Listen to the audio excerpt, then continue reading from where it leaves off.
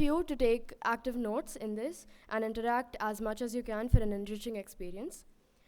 It's our great pleasure to introduce our first very distinguished speaker, Mr. A.R. Venkatachalapathy. Mr. Chalapathy is a professor at the Madras Institute of Development Studies, Chennai, and has taught at universities in Tirunelveli, Chennai, and Chicago. Apart from his scholarly work in English, he has also written over 30 books in Tamil. Today, we're utterly grateful to experience a talk based on Sir's book, Swadeshi Steam, V.O. Chidambaram, Pillai, and Battle Against the British Maritime Empire. His book talks about the rivalry between Swadeshi Steam Navigation Company and British India Steam Navigation. An interesting story where a lawyer named V.O. Chidambaram Pillai had a novel idea that challenged the might of the empire itself. Now, without further ado, let's welcome Mr. Chalapathy with a huge round of applause.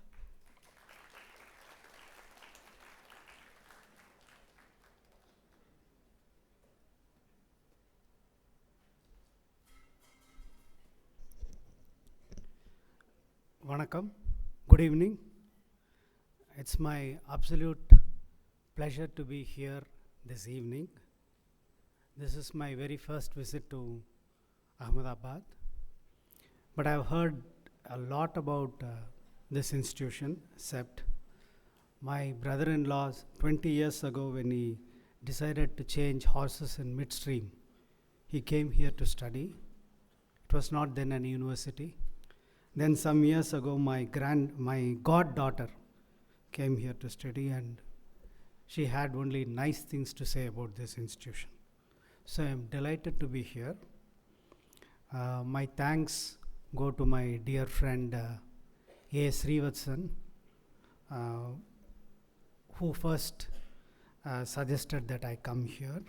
I'm also delighted that Trideep Shurud, a scholar whom I admire a lot, because he's a scholar whose area of work is not flashy or anything, and it is very calm, quiet, meticulous work. This is the kind of scholarship that I admire, and I'm so delighted that I could also see him this afternoon. I thank Diana, who put everything for this evening. So I'm very delighted to be here. So without much ado, let me jump headlong into the topic of today's talk. This is not going to be the only marine metaphor that I'm going to be using today, because that's the subject of the talk. Are there any students here who are from Tamil Nadu? Okay.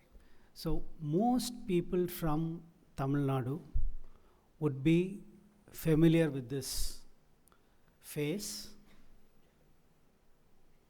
and also the name.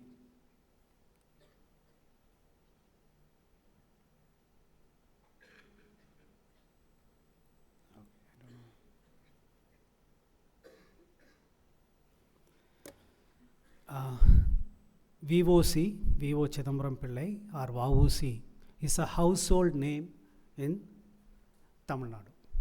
If you go to any town, village in Tamil Nadu, you will have a VOC Nagar, VOC Street, VOC Park, etc. But outside of Tamil Nadu, his name is completely unknown. So there are no VOC Street in Delhi or Calcutta or any other part of India. But I have ended up writing a 500-page book on this man. Why? Does he actually deserve to have a 500-page book in English? So VOC, or VOC as he is called in Tamil, the moment you mention this name in South India, two images will come to your mind. One is the moniker by which he is known, called Kappalotiya Tamilan, the Tamil who navigated a ship. Then the other moniker by which he is referred to is called Sekkidutha Semmal. That is the great man who pulled an oil mill. So two physical objects come to one's mind when the name of VOC is mentioned in Tamil Nadu. The ship and the oil mill. And that is the crux of the story. So what did he actually do? So in the beginning of the 20th century, in 1906, this man actually launched a shipping company. Yes, you got it right. In 1906, he launches a shipping company. So what is the context of this? If you go back into history, we all know of India's great and glorious civilizational past.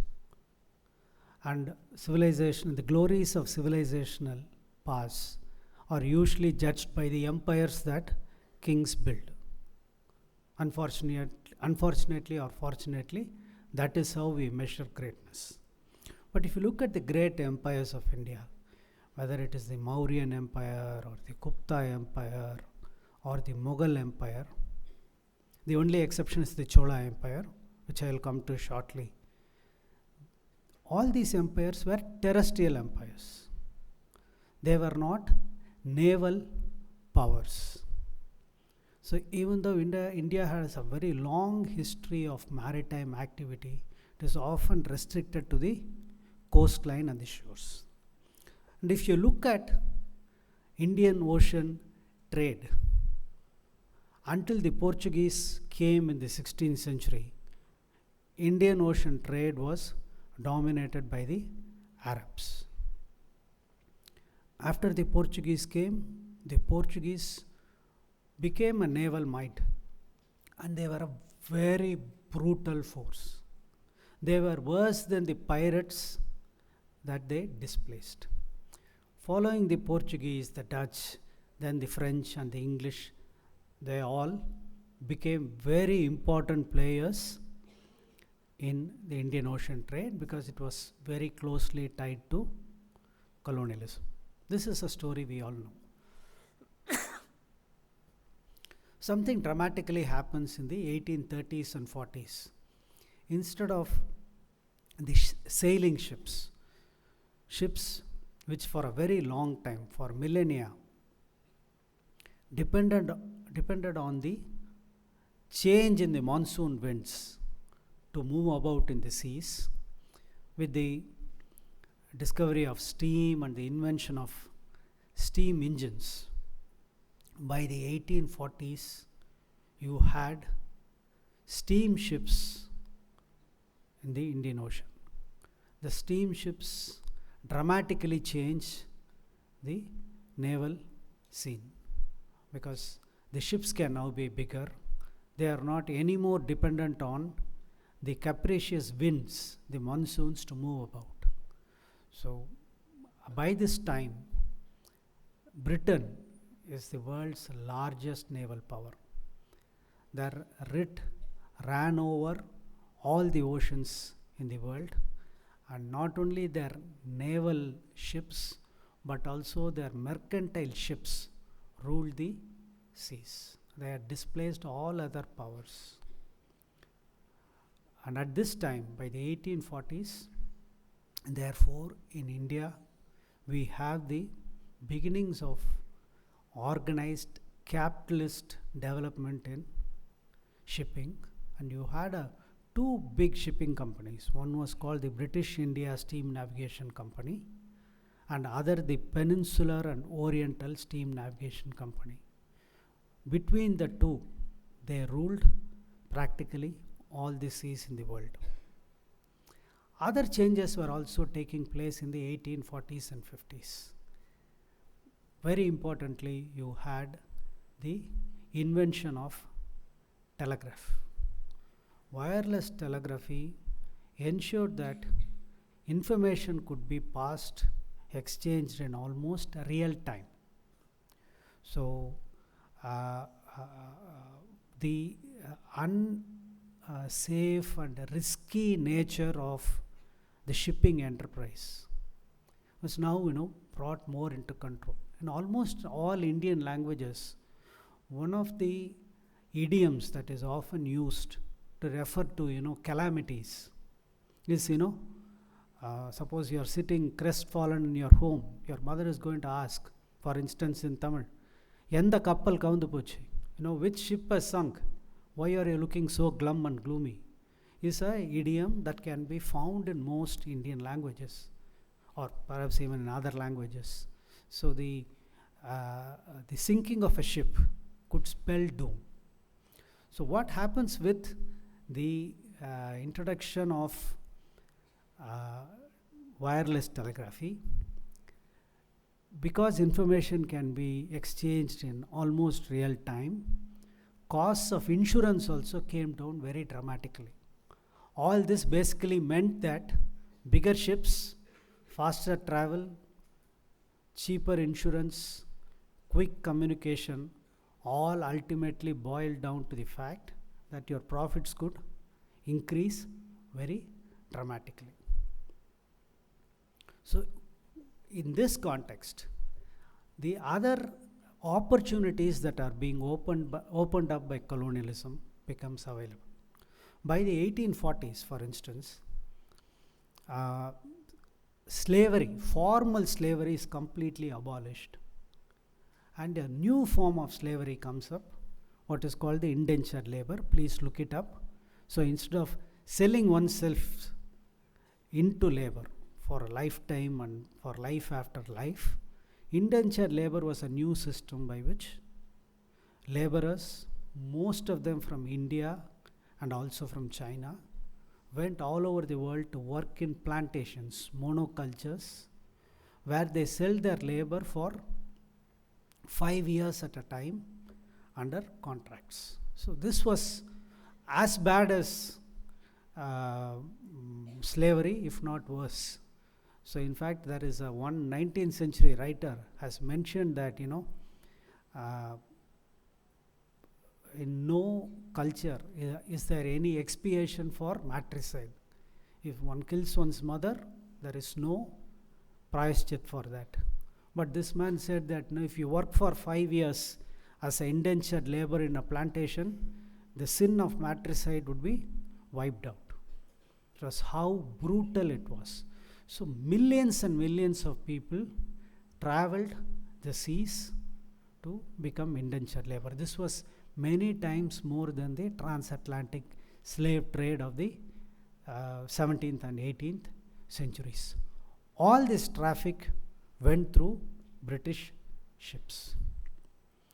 This was the monopoly of the British Shipping Company, and also, for instance, the British India Steam Navigation Company also had a contract from the East India Company for mail, for transferring, for carrying postage, which basically covered all their fixed costs. You can see this is how colonialism and imperialism work. Everything gets centralized. All profit-making avenues come together. And so by the 1850s, these big shipping companies rule the seas. And the power of these shipping companies came to the fore when in 1857-58, the Great Rebellion took place. Troops were moved by the British India ships, that is the British-owned ships.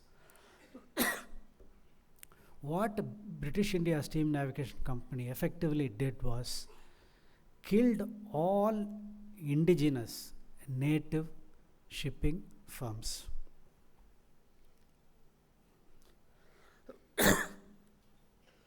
So just imagine the peninsular India, all across peninsular India, the Coromandel coast. Sorry, I am singing the praise of the Coromandel coast sitting on the west coast here. But the Coromandel coast was far more lucrative than even the west coast trade. The tide turns only when in 1869 the Suez Canal is opened. Only then, the capital of, the maritime capital of India shifts from Calcutta to Mumbai. So you find what by about 1850s and 60s, British India Steam Navigation Company and Peninsular and Oriental Steam Navigation Company have a stranglehold, and there are a number of small ports all over the Coromandel coast. All of them are systematically destroyed. So until that point, small traders in the hinterland, they would come to the small ports on the Coromandel coast, and they would wait for ships that were passing by. Whenever they found a ship going by, they would take out an umbrella and open it, and immediately the ship would stop, like your auto rickshaws or buses. They would send a boat, and then the merchandise would be shipped. They would go to, either Calcutta port or Madras port or bigger ports, and then they would sail. What British India Steam Navigation Company did was that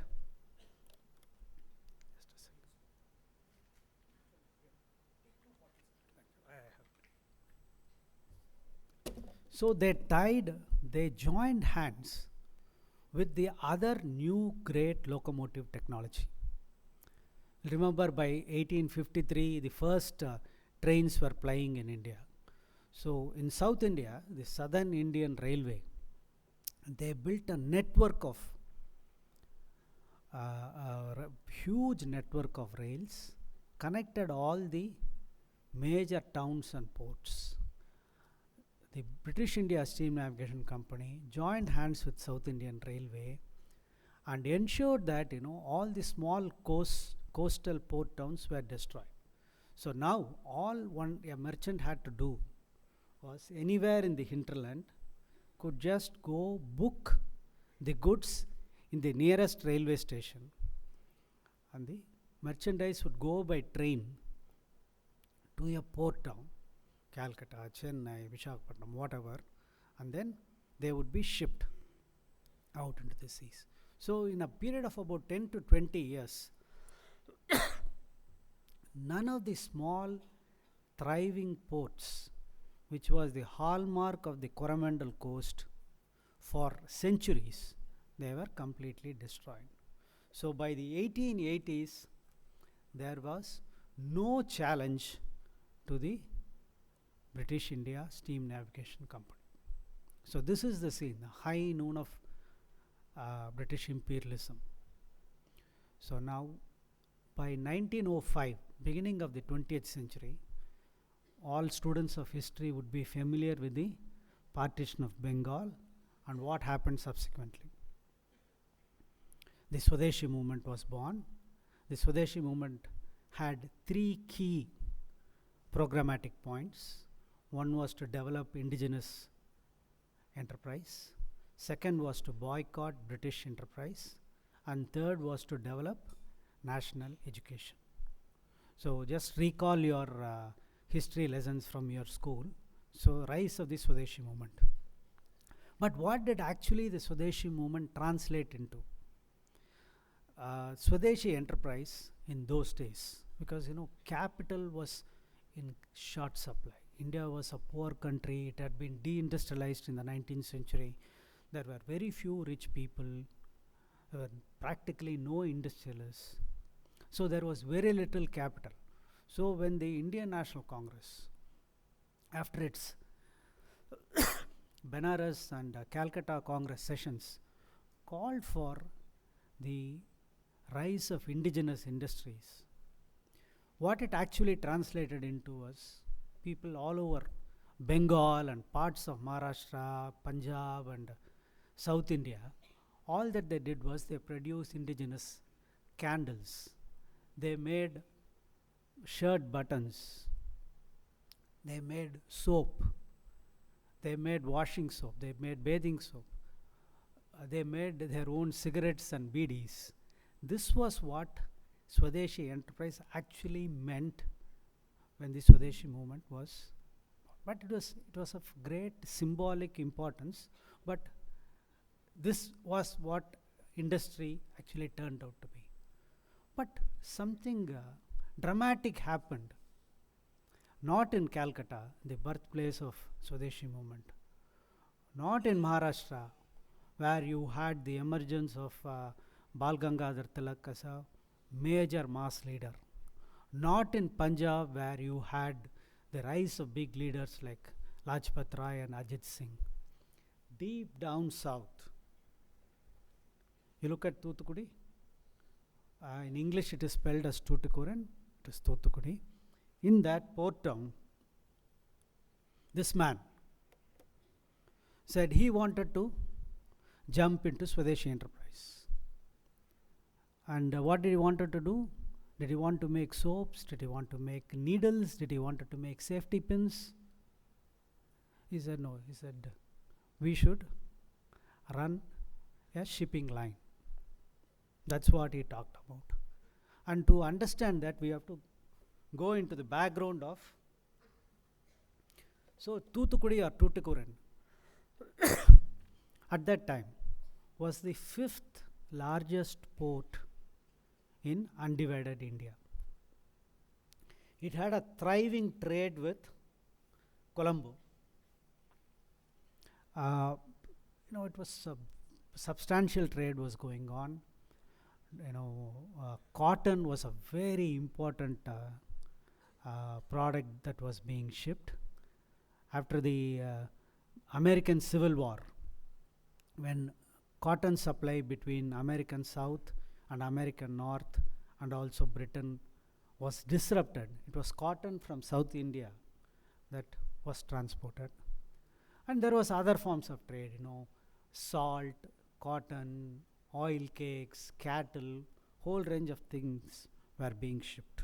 So it was a thriving market. But there was one problem with this. All this trade was in the hands of the British India Steam Navigation Company, and they worked through another very nepotistic system of agents. In all the port towns, they had their own men, mostly Scottish men, as their agents. So here in the south also the same thing happened. They had some Scottish agents were ruling the roost. And to add insult to injury, literally, this British India Steam Navigation Company not only monopolized the trade, but racial insults, racist abuse was a everyday experience of the traders in places like Tuticorin. So in this context, in 1906,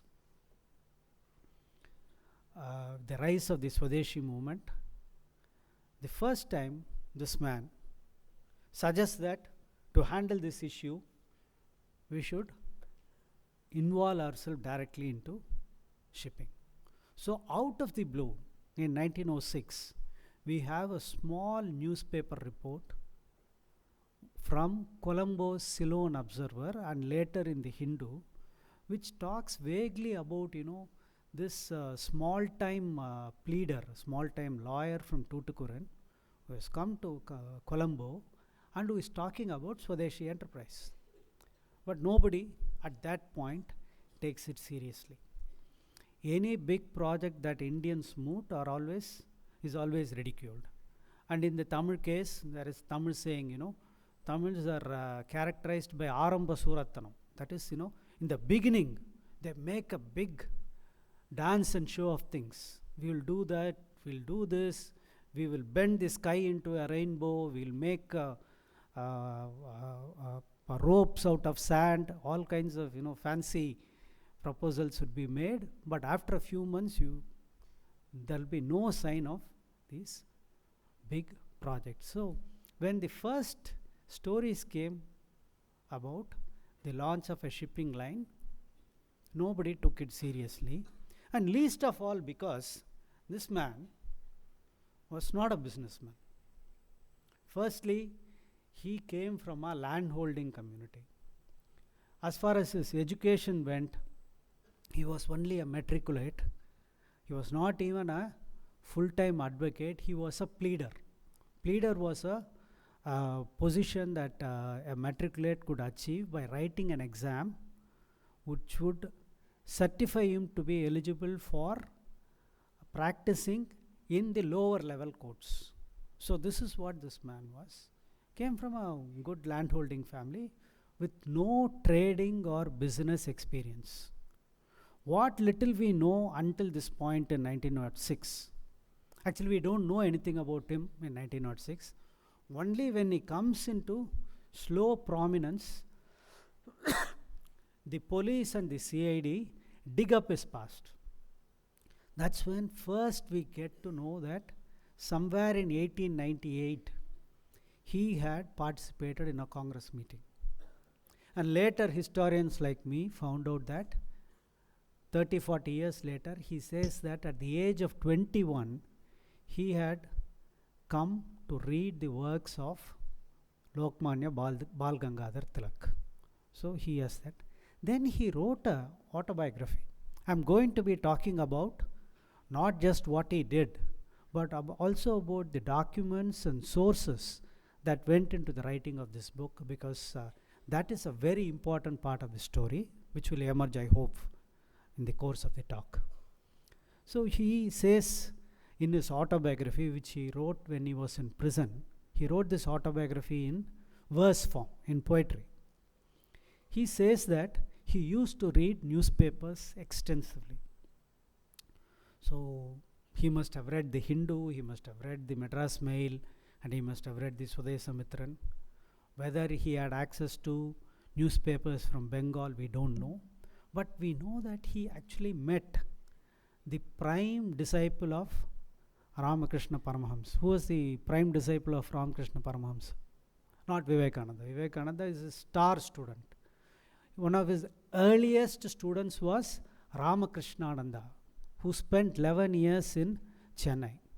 He says that, when he first met him, the idea of Swadeshi was sown in his heart like a seed. So these are all very tantalizing and cryptic references that Chidambaram Pillai makes in his writings. And we'll go into why these references are so cryptic, so tantalizing. We'll go into that shortly. So this is what the police are not able to find out enough about this man, which explains why he is talking about this idea. So he starts this. The first few months, what he does is he brings together the traders of Tuticorin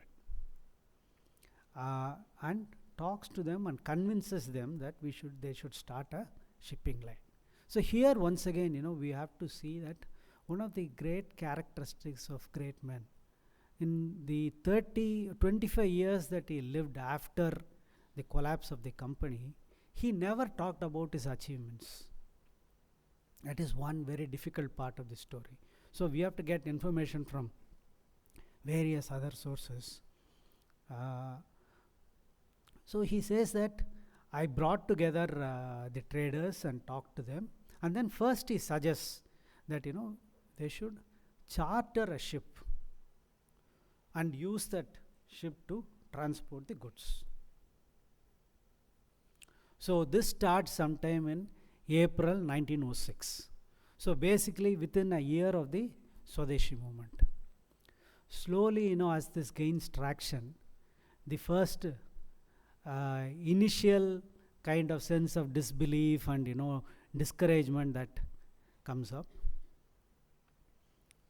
slowly it gains traction. And then the local agents of the British India Company decide that this could become a thorn in the flesh. We have to nip it in the bud. So they indulge in some hanky-panky, and one fine day the chartered ship doesn't turn up.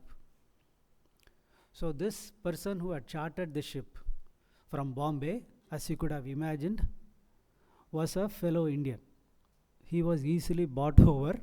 So one fine day the ship doesn't turn up, and all the small fry around Chidambaram Pillai say, this is what will happen if you challenge the British. We should know our place. We are like the house crow or like the chicken in the farm. We should not aspire to fly high like the eagles and falcons. So they gloat over it. But at this point, Chidambaram Pillai, this is where, this is the turning point. When they are about to give up, this man says that if we can't charter ships, we have a very simple alternative. He said, what? He said, if we can't charter ships, he said, we'll buy ship. They're shocked. They ask him whether they're hearing it right. Did you say we are going to buy a ship? Chidambaram Pillai says, no, I didn't say we are going to buy a ship. I said we are going to buy 2 ships. This is even more scandalous. And then they're asking him, where are you going to raise the money? He says, to raise capital, he says, we'll start a company. Well, no company has been registered in these parts for God knows how many years. I checked right now in Tuticorin. In the last few years, not a single public limited company has been registered in Tuticorin now, 100 years later. So this man says, to raise capital, we'll start a public limited company. Now, here one more question I have to ask. I want to ask the students of CEPT for this because you will be offended. But I have asked this question all over Tamil Nadu and other parts. I have asked people, what does the word limited mean in the title of many of the companies? It will not warm the heart of any teacher in this hall. The answer is, most students in India don't know what limited means. They don't know what limited liability means. I presume all of you know what limited liability is, right? All of you know what limited liability is? Yes, no? Okay. Simply put, that the liability of the investor is limited to the amount of money that he or she has put in the shares. This is the fundamental. This is one of the revolutionary methods found by capitalists, Dutch capitalists, to raise capital. Okay. So now, this is what I am trying to drive at. In 1906, if in 2024, bright young students do not know what limited liability is, even fewer people would have known what it was in 1906. So he has to sell the idea of what is limited liability to common people. So he registers a company, writes a prospectus, prepares memorandum of association and articles of association. These are just words for us. But 100 years ago, he has to think of all these things. How do you write a prospectus? And how do you write a prospectus not only in English but also in Tamil? Then how do you communicate this message to the people? And this is where politics comes in. What he does is, he goes to the people and talks to them about what a public limited company is, what a Swadeshi company is. Now, once again you are going to say, what is so great about talking to people? It is revolutionary to talk to people in their own languages in the early 20th century. Early 20th century, political communication, public communication meant speaking in English in halls. In hall meetings, 30, 40, 50 people gathered together. I am actually saying people. It's actually not people. 50, 60 men join together, upper caste men come together, and they speak in English, deliberate in English, and write elaborate petitions and resolutions and send it to the Gora Sahib. That is what politics meant. But that's not how you raise capital. So Chidambaram Pillai was the first to use the Tamil language as a medium of political communication. He goes to the people, talks to them on the streets.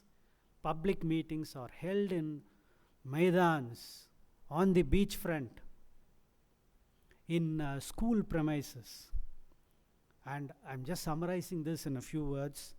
And then he does this political communication, and there he's doing two things simultaneously. He is doing business for the purpose of politics. He combines these two. And it has a electrifying effect on the people.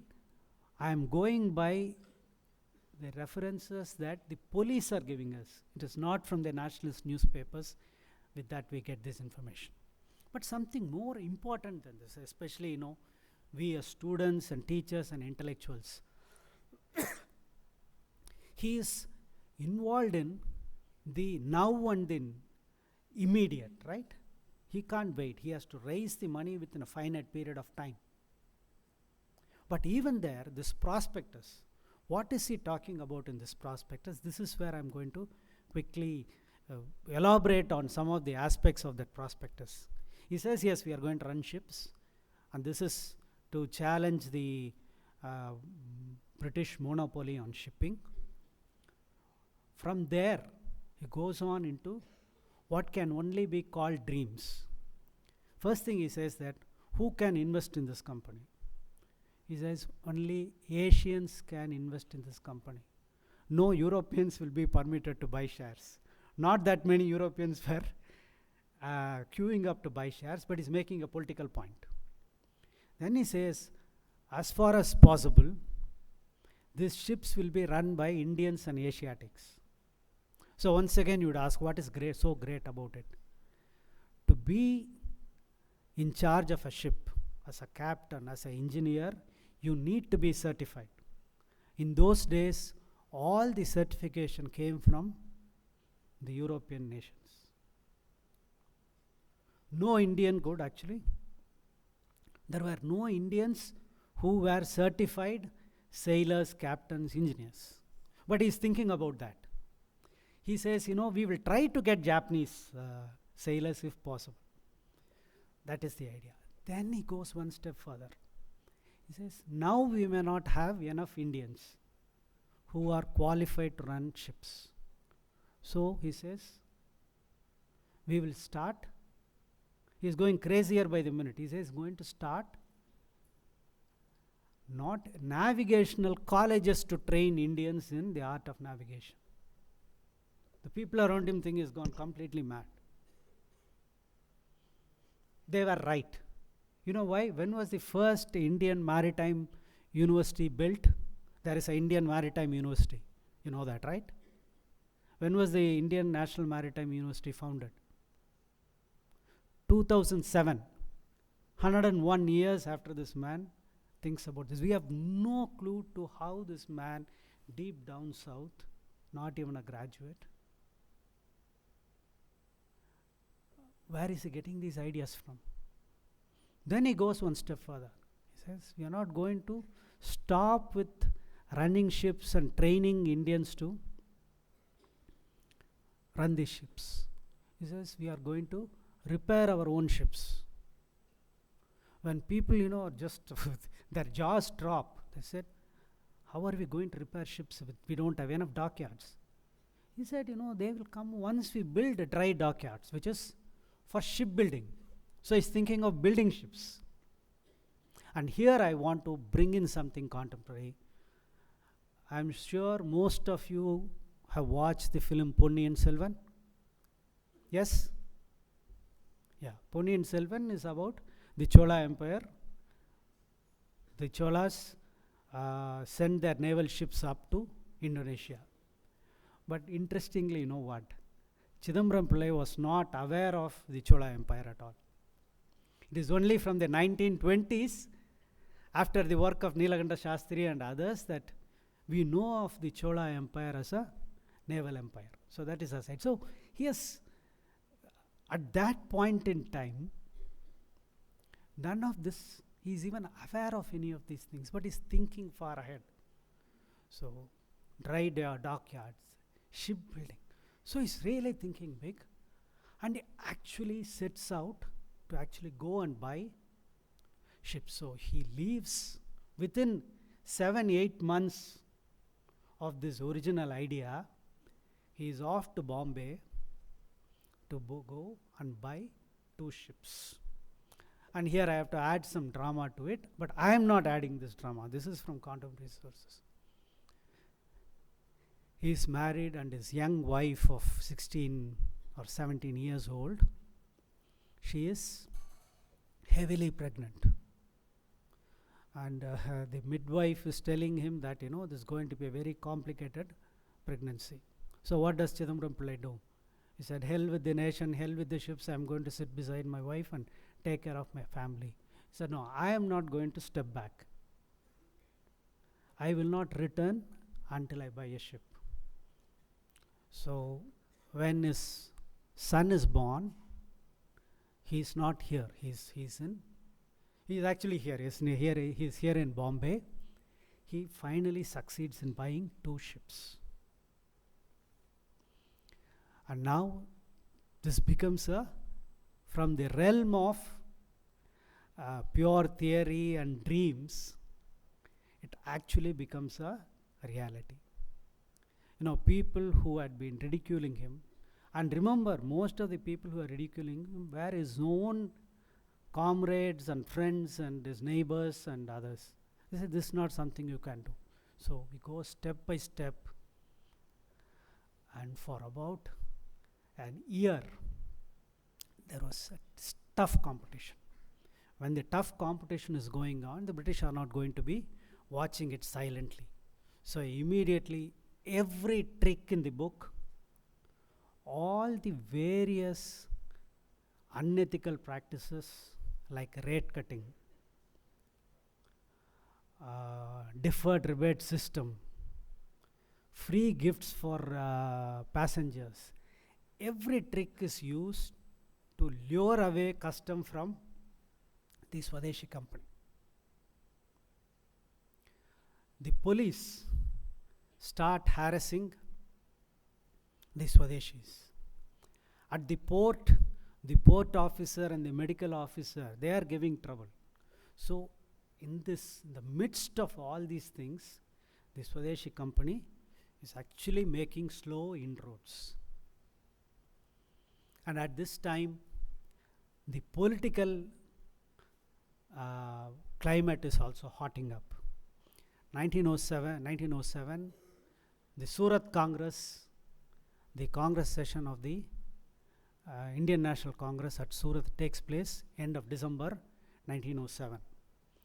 Chidambaram Pillai comes with a bunch of young people to Surat.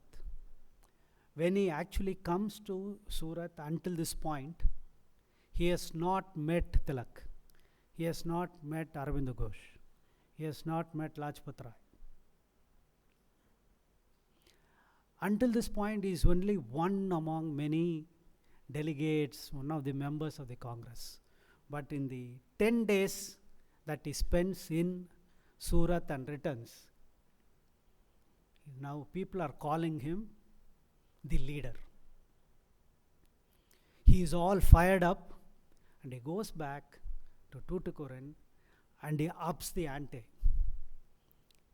The movement that he is building, he makes it even more strident. Every day there are meetings on the seashore, on the beach in Tuticorin.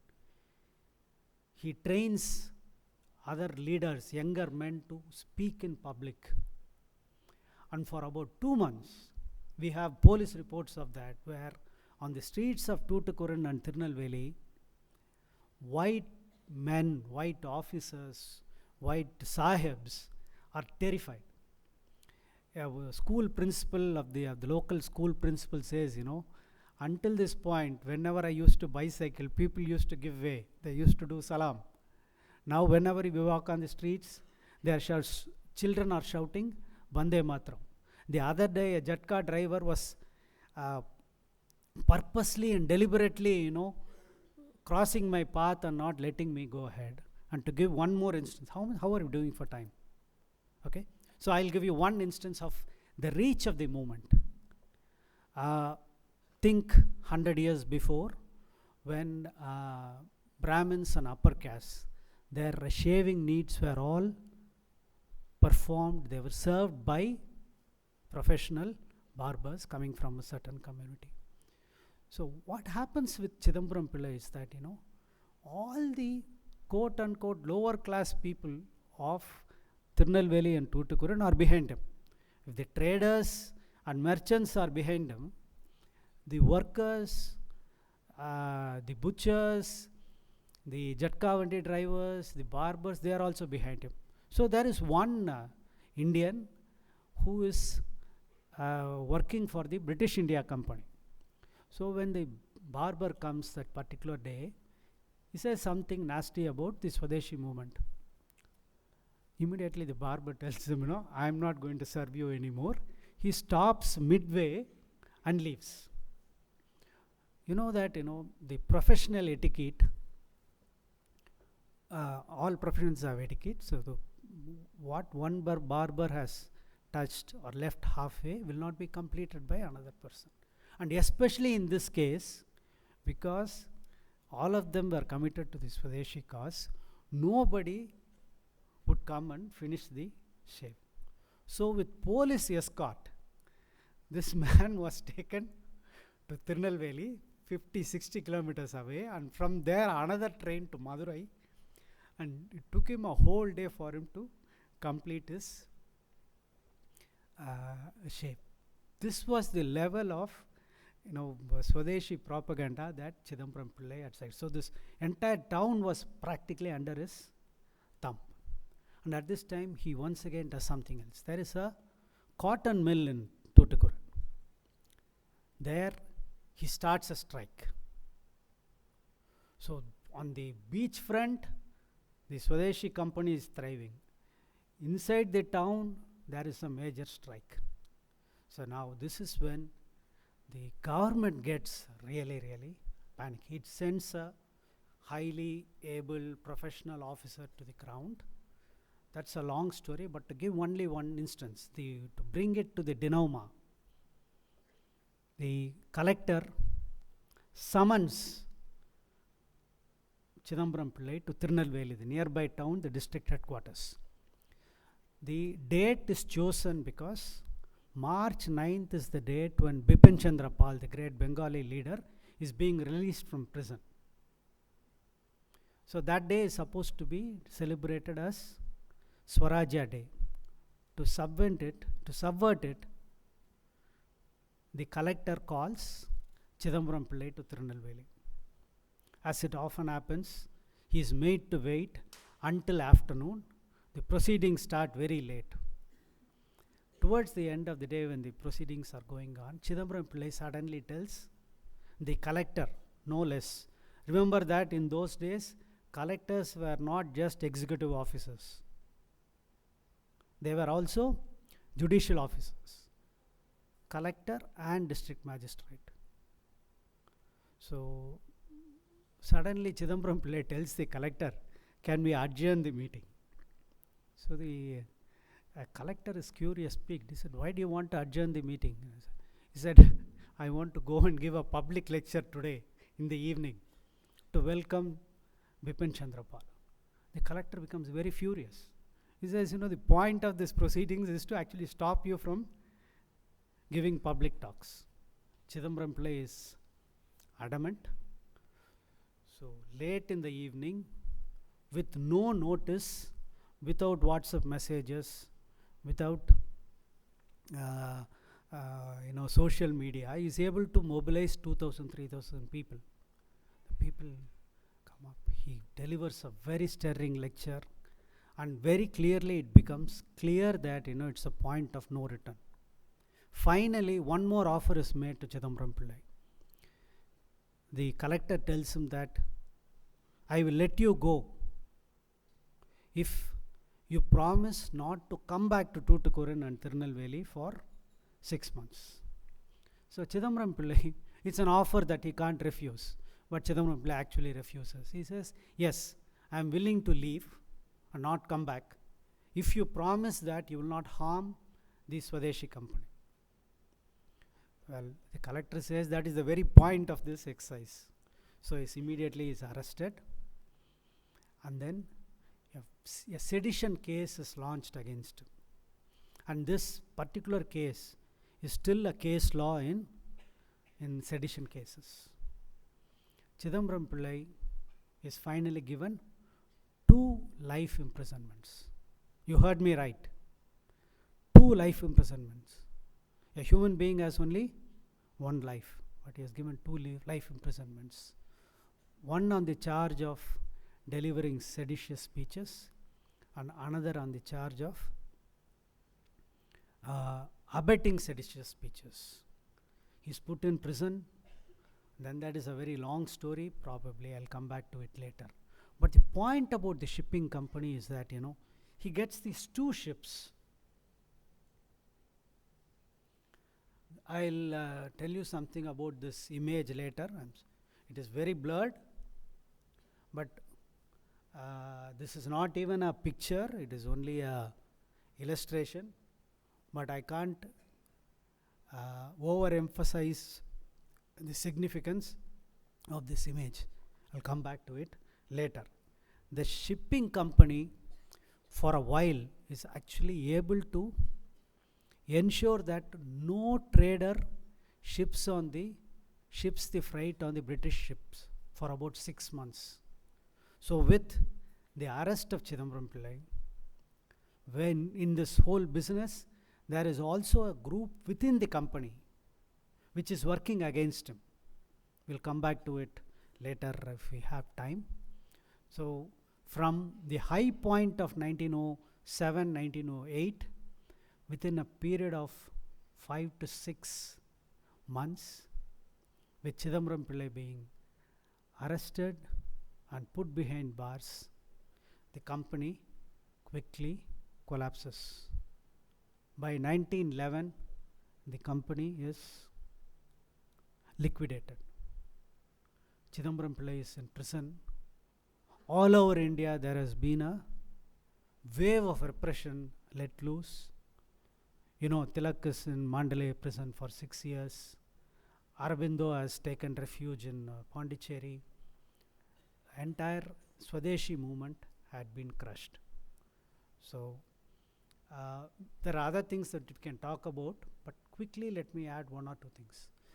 By the time Chidambaram Pillai comes out from prison, he goes on appeal, and in 5 years he is released. When he is in prison, he is made to do undergo the harshest punishments. One is the check, which is the chakki, which is pulled by the bulls, right? In the prison, Chidambaram Pillai is made to pull the chakki. That is the kind of punishment that is inflicted upon him. So they are completely broken, and by the time he comes out of prison 5 years later, the world has completely changed. During this time, his entire family property had been wiped out. I am not giving the story from a storybook or a cinema. When he is sentenced to the double life imprisonment, his brother, younger brother, goes mad on hearing the sentence. When he is in prison, his father dies.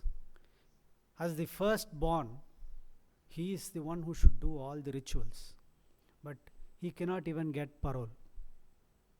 Then when he comes out of prison, this would be the last parting anecdote I'll give before I actually take 5-10 minutes to talk about the writing of the book.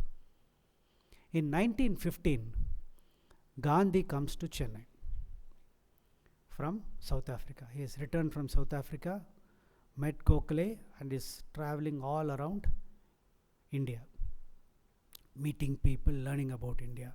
So at that time, Chidambaram Pillai seeks a private interview with Gandhi.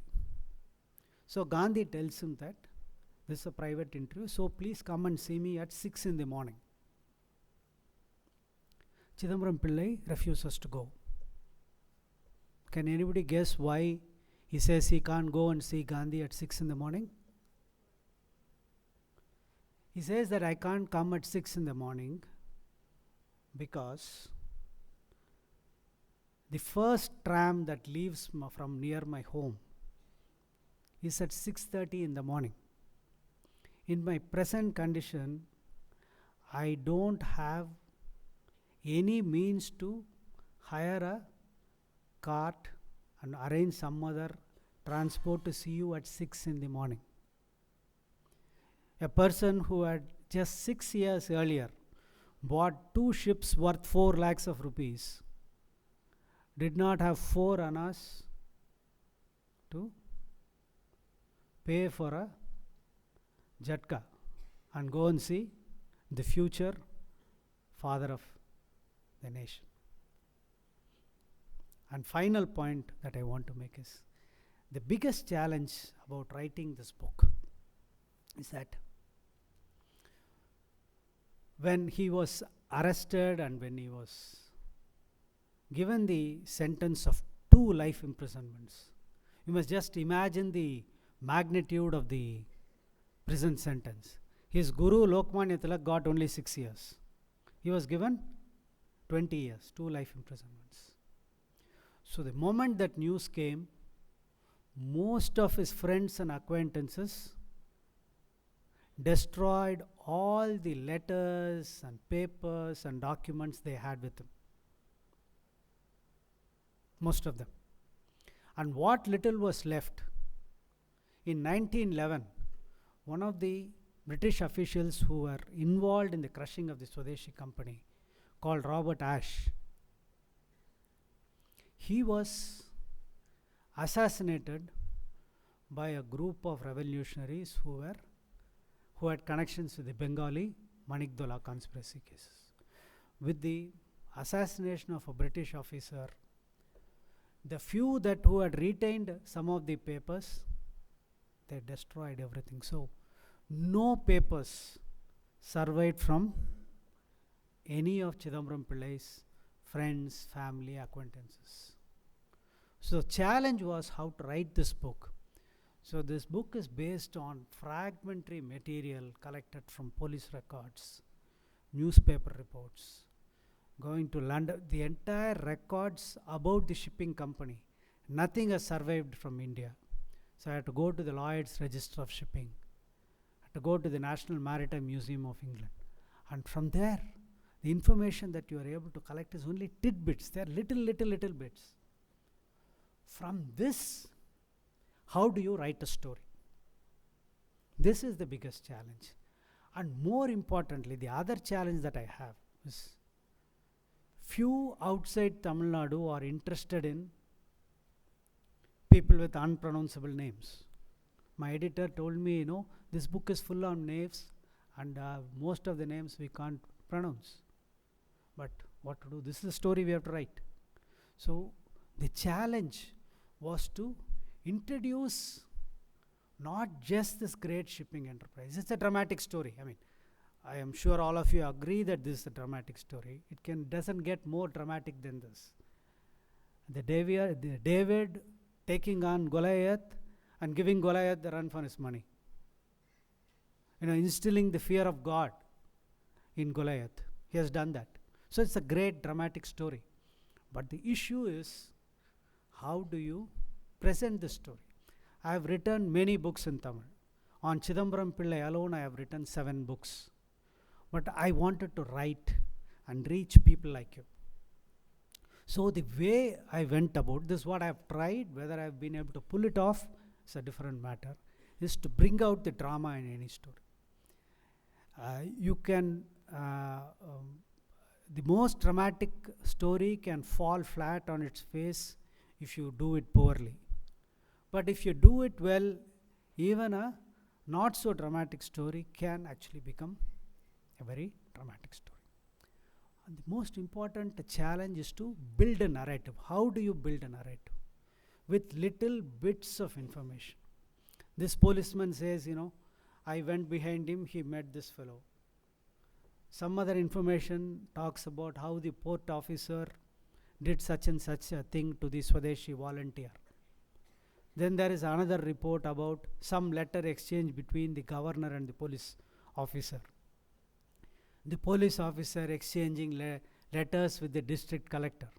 So these kind of fragmentary information and some fragmentary newspaper reports.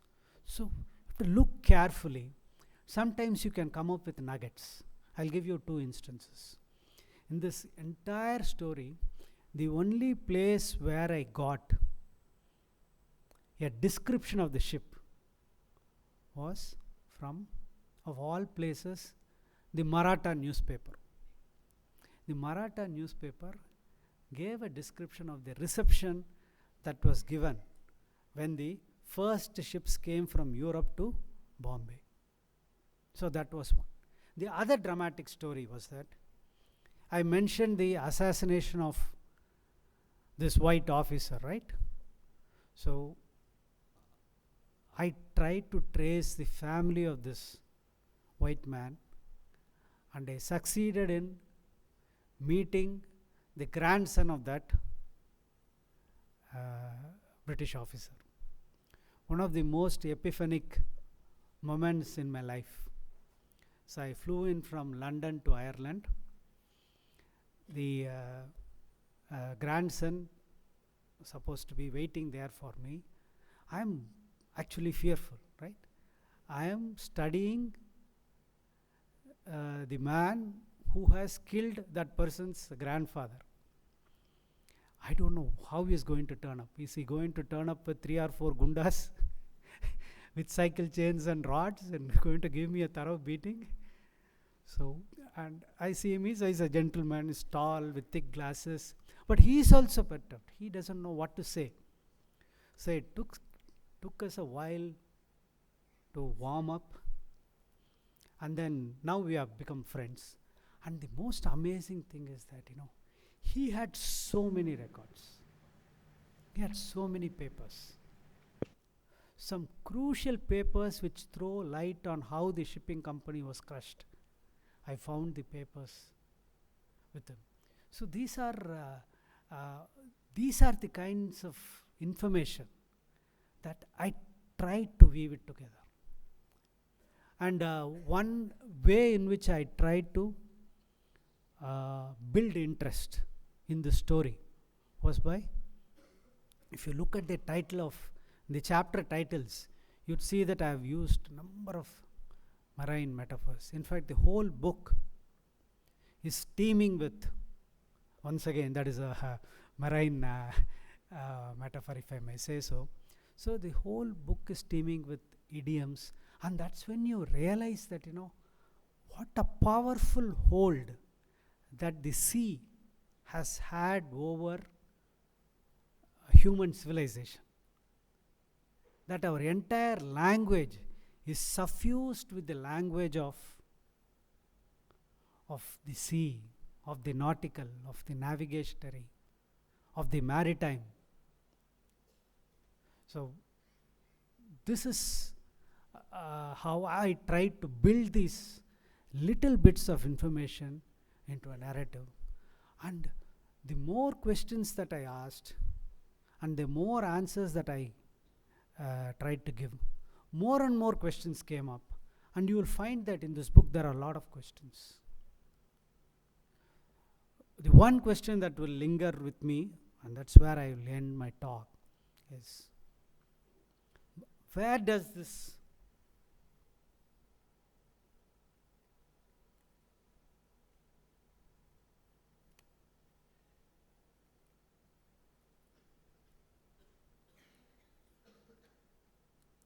So where does our man, where does our hero, where does he get these ideas? So he wants to buy a ship. How do you go about buying a ship? Let us say a ship costs 50 crores of rupees. I give you 50 crores of rupees. How do you buy a ship? Do you log on to Amazon.in and say, I want to buy a ship, deliver it between 4 and 5 on a Saturday? And they make a counter offer and say, if the ship is delivery is late by 30 minutes, we'll give it to you free. I mean, I simply can't conceive of how this man buys a ship. How do you buy a ship? How do you think of these things? So I'd say, this one big lesson. I started working on this book when I was 14 years old. When I first went to the Tamil Nadu archives, they turned me away from the archives because I was in my school uniform. They said school children can't come into the archives. So this is what our country is, right? You cannot think big, you cannot dream big. So in a country like this, you have somebody who dreamt big, who almost realized that dream, and he actually instilled the fear of God in his enemies. There's no doubt about it. So that's my story. So I'm happy to take. As you think of stories, as you think of questions or poses, let me explain one or two things. So this is the biggest, one of the biggest investments that I've ever made in my life was on this image. 41 years ago, I spent 1 rupee on this image, and it was one of the biggest and most fruitful investments, because in those days photocopying cost 1 rupee a page. That was a lot of money. In 1982, it was a lot of money.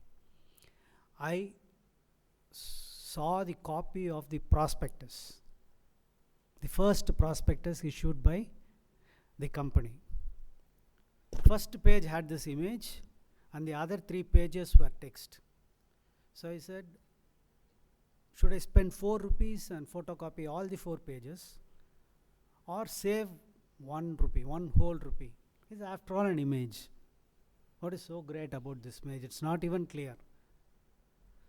So I went to the photocopying shop, paid 3 rupees, got the pages photocopied, and then when I was about to leave, I said, okay, let me forego my evening tiffin, let me photocopy this. And I photocopied this.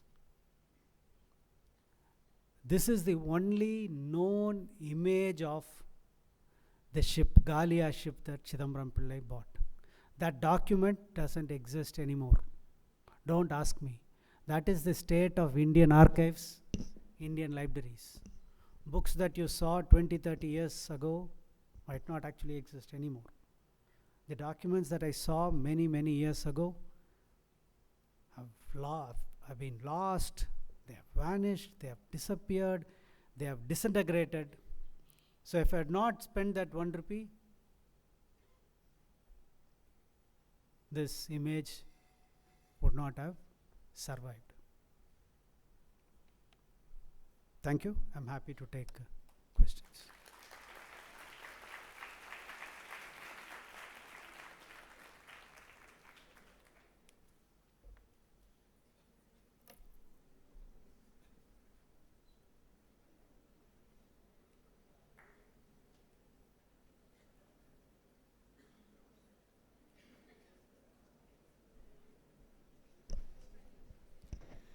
Thank you so much, sir, for giving us the honor to learn from you today. On behalf of CEPT University, we extend our heartfelt gratitude towards you. We shall now begin the question and answers session. So I encourage all of you to be as interactive as possible.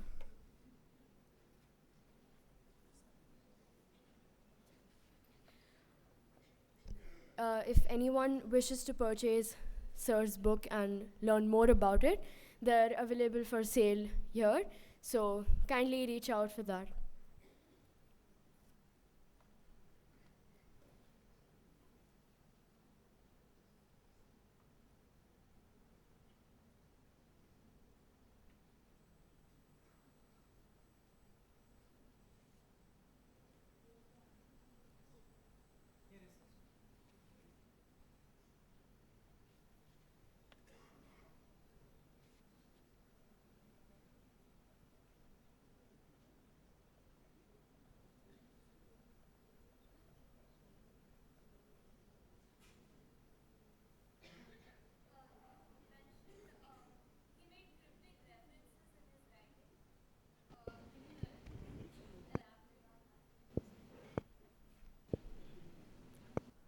So when he was in prison, he wrote an autobiography in verse form.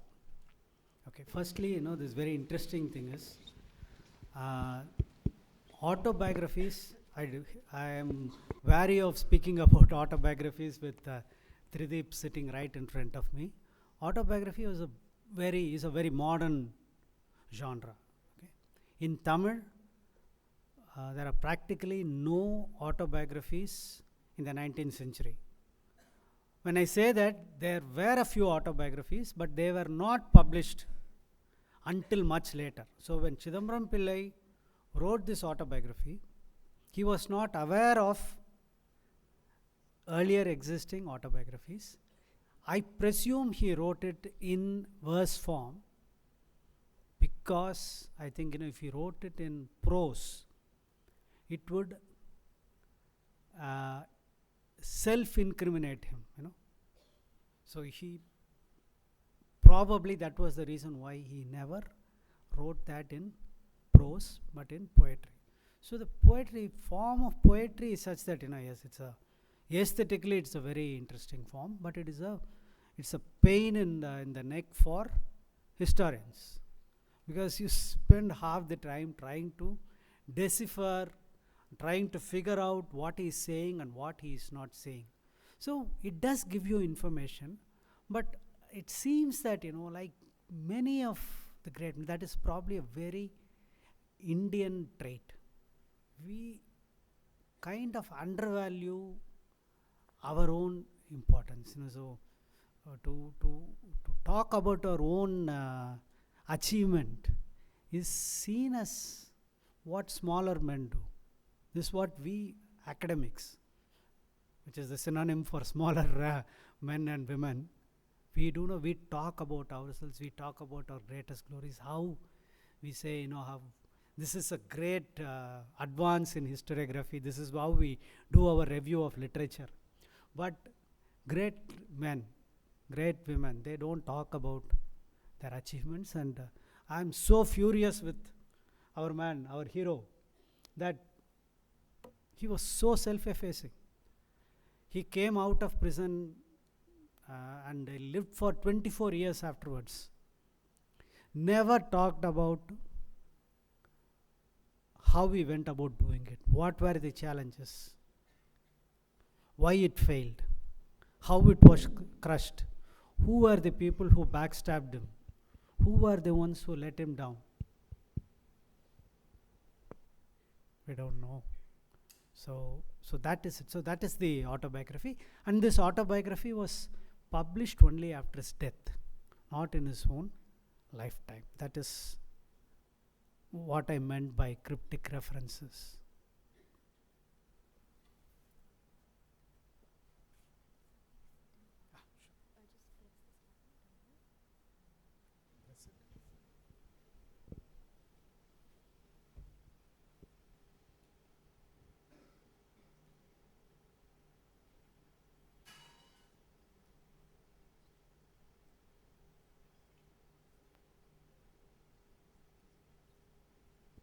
Somebody there.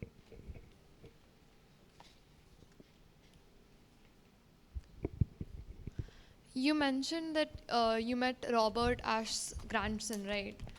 How was your interaction? What would you even talk about? It's such a, interesting subject because it's his own grandfather who was assassinated, right?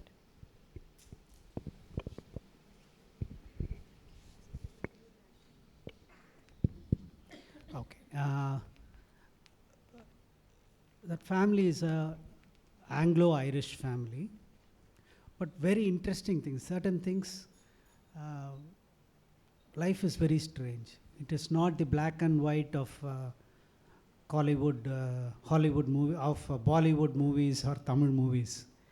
A lot of shades of grey. First thing that is interesting is Ash's wife was seriously unwell.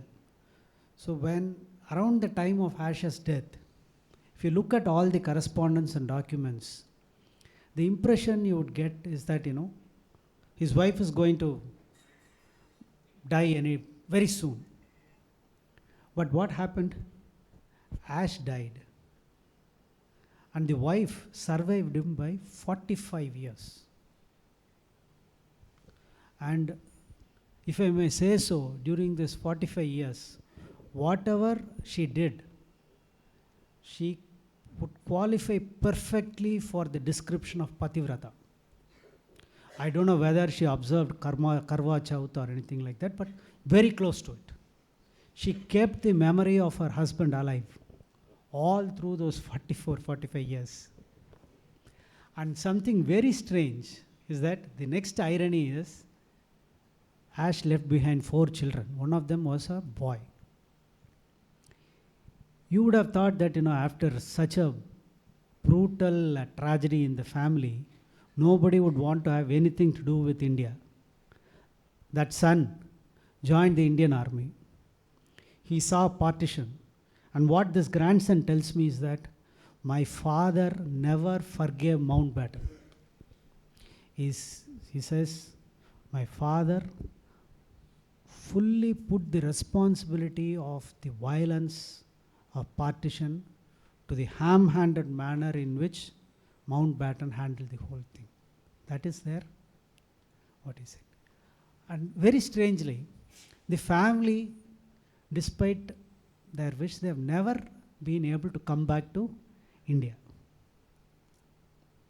But they have a healthy interest, like all, he's a liberal, so keep space with everything that's happening. So he had many questions. They had read Tagore. They had read 1 or 2 novels which were set in this particular background. So it was a very curious thing. And the most touching thing was, after I had met them, the centenary of the assassination came up in 2011. So I asked him, can you send a message? Can you write a message on this occasion? He wrote a very magnanimous message which was addressed to the children of the assassin Vanchi. Basically, the sum of that message is this. He said, no, our forefathers, forebears, in the course of their duty, they make mistakes. It is we who have to live with the fallout of such crimes and mistakes. We should try to transcend those differences and see what binds us. So it was a very, very touching and moving image. So that is, so I have written a long piece on that called In Search of Ash. So this is one of the things about research. Don't ever reduce research to grades or degrees or some concrete material achievement. I think research is something that should transform you. It should transform you. It should change you. You should not be the same person that you set out in the beginning. At the end, you should be a transformed person. And ultimately, it should lead you to some understanding of what life is all about. So this is, I can give you many, many stories about how I went about writing. Just to give one or two more, as people think of other pursuits. One very fruitful part of my work was that it is through my book that the grandchildren, great-grandchildren of some of those who played a part in this shipping company got to know about that. They read the book and said, listen, you have written about our great-grandfather. We didn't know anything about it. I'll give you one instance. The first promoter of the shipping company, called S.V. Nallaperumal Pillai, on the occasion of his 50th death anniversary in 1989, an insertion was taken in the Hindu with the picture of that man. It says, what all he had done.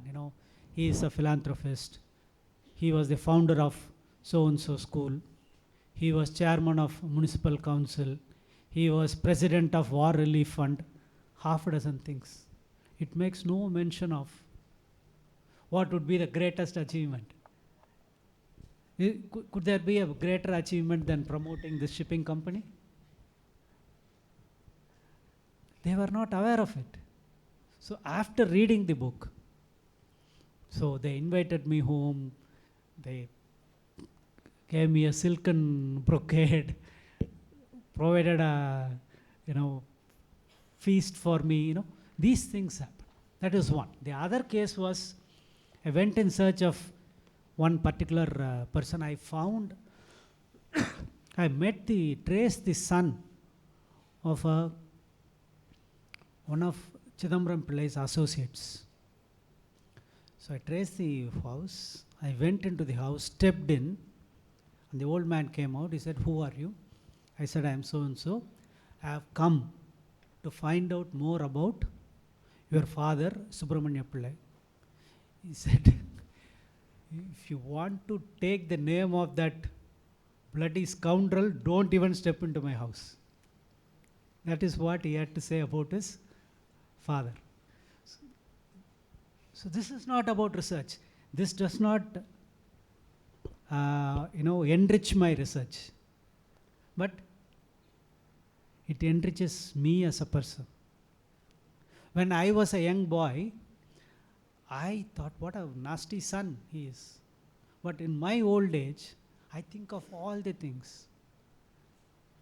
To my mind, Mahatma Gandhi and his first son come to my mind. Okay? Now I understand. I can sympathize with Harilal. My esteem for Gandhi doesn't go down one bit. But I understand why Harilal became, or I think I understand why Harilal did what he did or became what he became. So this is what life is.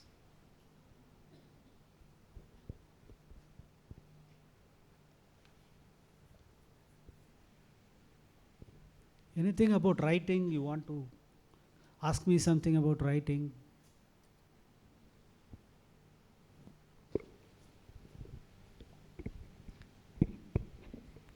Sir, I would like to ask that how did you change your research into a book, like the small pieces of research which you did into a book? See, I think you have to find what connects these bits of information. And I would say that, many times people think that, it is easier to write if you have more information.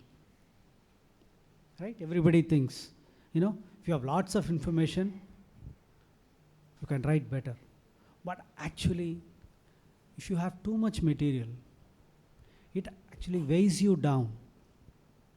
It doesn't give you enough scope to. Have you seen the Tamil column, the Rangoli? Yeah, the column is how you draw with, dots. There should be an optimal number of dots. If there are too many dots, you can't draw a column. For too few dots, you can't do a column. And the lines should not touch the dots, right? That is the trick.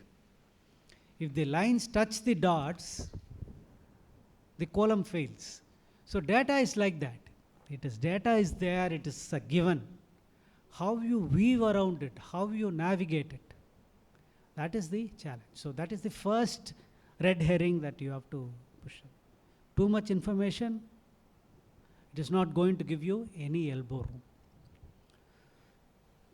Then when there is a paucity of information, you have to bring in your, I hesitate to use this word because it can be easily misunderstood. Imagination. You need imagination to fill in gaps, especially when it comes to motivation.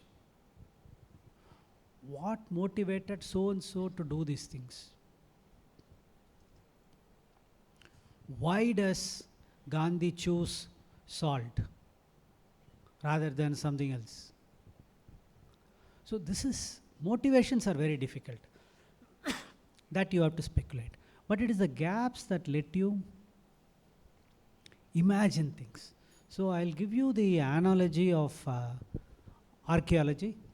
All of you must be familiar with archaeology. So what do archaeologists find? They find, a few stones, pot shreds, some grains, some broken pots, few bones. None of them speak, right? They're just discrete objects. But you find archaeologists not only tell you stories, they're able to tell you credible stories, stories that actually are able to inform you and enlighten you about your own past. So that is one extreme. We are writing using written material, so it's different. So the idea is to, once again, remember what is that? Wright Mill's book. It's called the sociological imagination, right? Okay, why is he talking about imagination? So what you see, nothing is out there. It is we who give meaning to those things. So you have to bring these disparate elements together and see how to string them together and which sequence gives you the most purchase. That is the challenge. That I would say that this imagination doesn't come straight from the heavens. Only rare people, only Kalidasa and Tenali Rama have Vagdevi come and write on their tongues. We are all lesser mortals. The only way how we can learn to write is to read a lot. There is no alternative to reading. If you read good stuff, the likelihood of you writing good stuff increases. I know Diana and others are putting a lot of work trying to teach you in a structured manner. That is required, but this is also there. Read a lot. And when you read, also look at the technique of their writing. Like a carpet, you should not look at only the outer surface. You should also see behind, what goes behind. So you read for edification, read for enjoyment, read for style, and then read for its mechanics. One interesting way is to pick up a very good essay and see what is their opening gambit. What is the title? You'd see that the best writers can give an extraordinary title, that will that actually buttonholes you and pulls you into the text. See how they end a text, how they progress from section to section.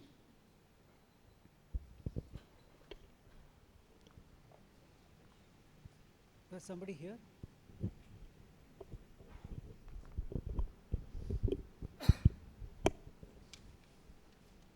Sir, so I have two questions for you. One is, how did he manage to get the funds for like 2 ships? How did Mr. Chidambaram manage to find money for the 2 ships? And the second one is, how did he lead his life after he came back from the prison? Did he try to restart the company again, or did he try to gather people again? That is my question. So as I said, this was registered as a public limited company with the authorized capital of 10 lakhs. He was able to, the company was able to raise 6.5 lakhs as capital, half of which even his enemies said that he had raised it through his own personal efforts. Okay, that was one. When he was arrested and imprisoned and sentenced, That sympathy wave led to raising another lakh. So when the company collapsed, it had a share capital of something like, I have the numbers, some 7.8 lakhs or something. That was one thing.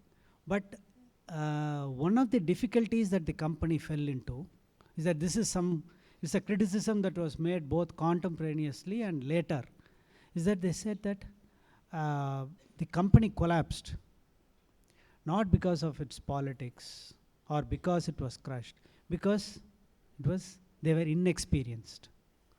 Well, I don't buy that argument. How do you get experience? Right? You have to jump, you have to take the plunge before you learn to swim. That's one. And I can also ask counter questions. Is all the companies started by IIM graduates, they are all successful.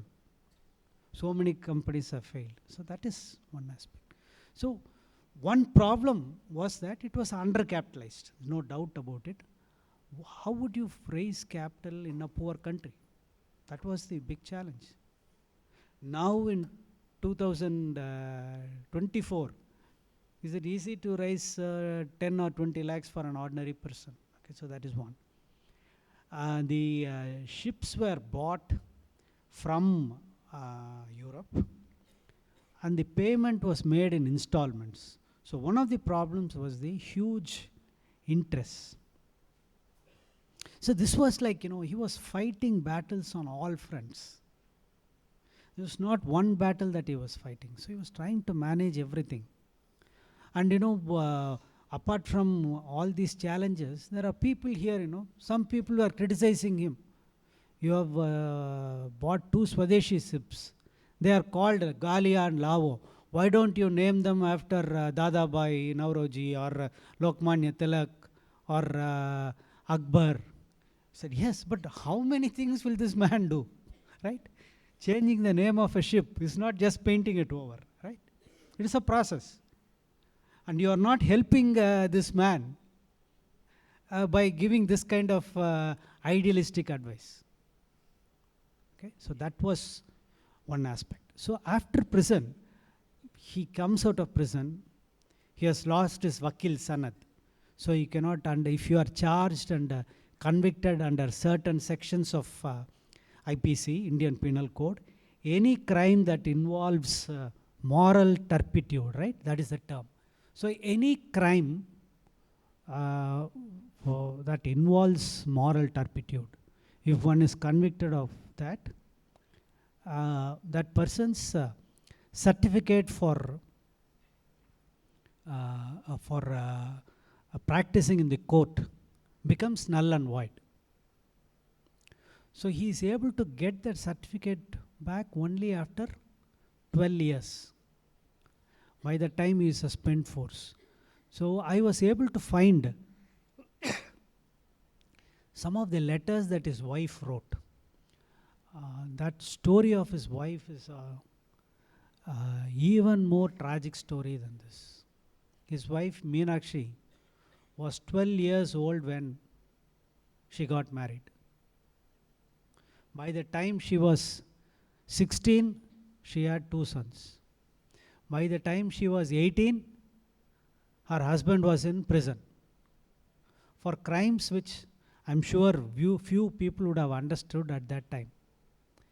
Anybody else would have just collapsed. What did this young girl do? I'd say she's a young girl, right? 18. She would not have been able to join SEPT. She would still be in school if she had gone to school.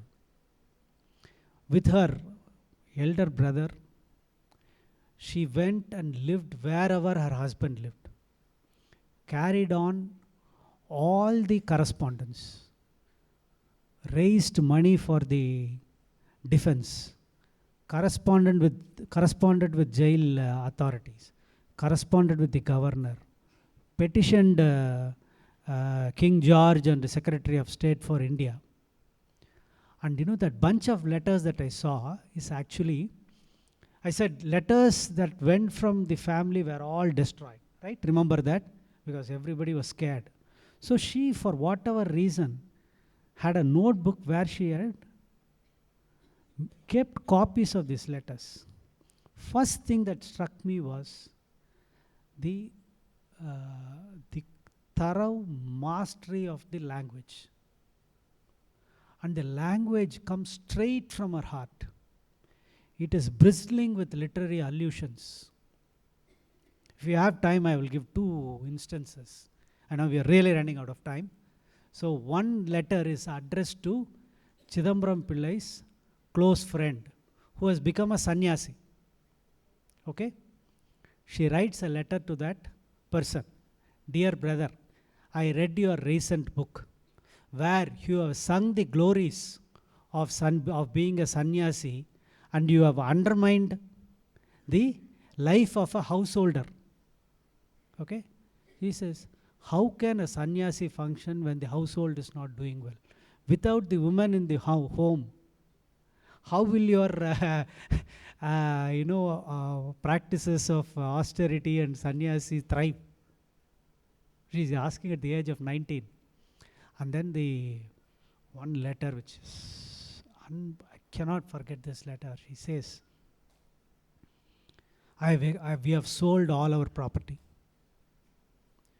All my jewels are pledged. Taken loans from every conceivable source.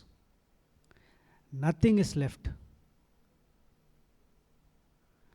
At this stage, I am willing to do coolie work as long as it doesn't compromise my honor. Now tell me, who is a bigger hero? The man who runs a shipping company, or the 19-year-old girl who's writing this? And the tragic thing is that, the only photograph of her that survives is the one that she took with her husband. No picture of her survives from after 1908, even though she lived until 1951. When are we going to write their stories? What would she have undergone? Where all she went? She went and lived in Kannur. Safan, you will remember. From Tirunelveli, purposely he was put in Kannur, which is practically in Karnataka. So, I could go on endlessly. I'm sorry, I've overshot my time.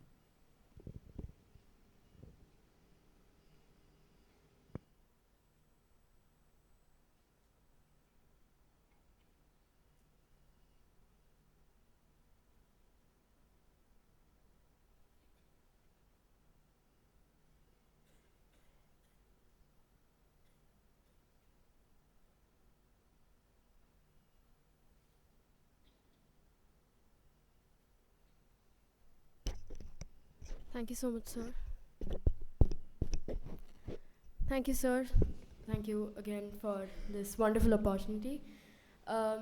So with this, our first perspective session comes to an end. Those who wish to purchase the books can kindly go and reach out for them. Thank you so much.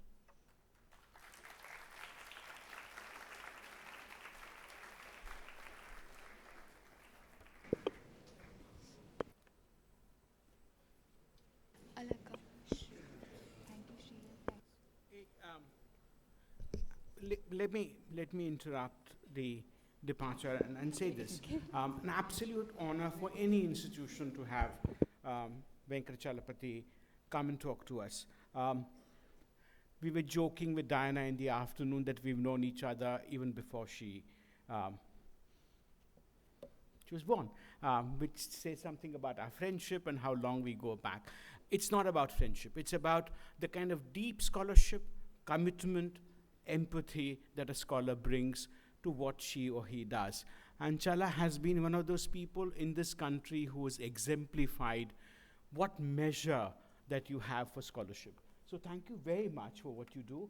And great that we had you here. Bad lunch, but we'll make up. Right? So thank you.